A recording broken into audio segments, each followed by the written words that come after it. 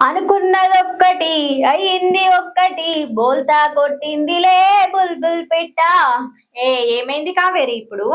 ఏదో అనుకుంటే ఇంకేదో జరిగింది. ఓ అమ్మనే, ఓ పిల్ల ఏమైంది? పాట పాడుతున్నావు, వార్త చెప్పు కదా. హలో, నేను కూడా చెప్పేది వార్తనే. ఏంది వార్త చెప్తున్నావా?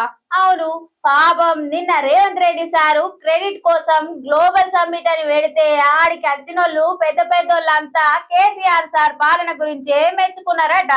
ఇక గిట్లేమో అనుకుంటే ఇంకేదో అయ్యిందని జనం అంతా గుసగుసలు పెట్టుకుంటున్నారట. ఓ బారి చూసేద్దాం ముచ్చటం. అనుకున్నది ఒకటి అయింది ఇంకొకటి అన్నట్టే అయిందట నిన్న గ్లోబల్ సమ్మిట్ ప్రోగ్రామ్ అంతా. ఇక బాహుబలి సినిమాల రానా ఒక ఎత్తైన బంగారు విగ్రహం చేయించి ప్రతిష్ఠిస్తాడు కదా. ఇక దాన్ని చూసి ఎదురులేని మనిషి అనుకుంటాడు. కానీ ప్రజల మనసులల్లో బాహుబలి మీద ఉన్న ప్రేమను చూసి ఆ విగ్రహం కన్నా ఎత్తుగా ఉన్నట్టు అర్థం చేసుకుంటాడు.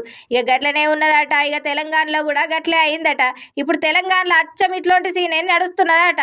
గ్లోబల్ సమ్మిట్ చూసి తను తాను ప్రొజెక్ట్ చేసుకోనికి సీఎం రేవంత్ రెడ్డి సారు ఎంతో ప్రయత్నిస్తే ఇక టోనీ బ్లెయిరీ, దువ్వూరి సుబ్బారావు వంటి ప్రముఖులు కేసీఆర్ సార్ను వచ్చి పొగిడినరట.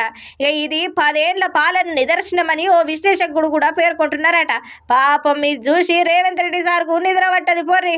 అయినా కేసీఆర్ ప్రభుత్వం తీసుకొచ్చిన విప్లవాత్మక సంస్కరణలు, చేపట్టిన అభివృద్ధి కార్యక్రమాలు, అమలు చేసిన సంక్షేమ పథకాల ఫలితంగానే అతి తక్కువ సమయంలోనే తెలంగాణ దేశంలో నెంబర్ 1 అయింది అని విశ్లేషకులే అంటున్నారు. ఇక బూడిద నుంచి ఆకాశానికి ఎగిసిన ఫీనిక్స్ పక్షి మాదిరిగా కేసీఆర్ విజన్ తోటి తెలంగాణ సాధించిన వేగవంతమైన సమ్మిళిత వృద్ధిని చూసి అభివృద్ధికి తెలంగాణను ఒక మోడల్గా గుర్తించారు. ఇక అప్పటి వరకు అభివృద్ధికి గుజరాత్ మోడల్ మాత్రమే ఉండేది. ఇక తెలంగాణ ప్రత్యామ్నాయంగా ఎదిగింది.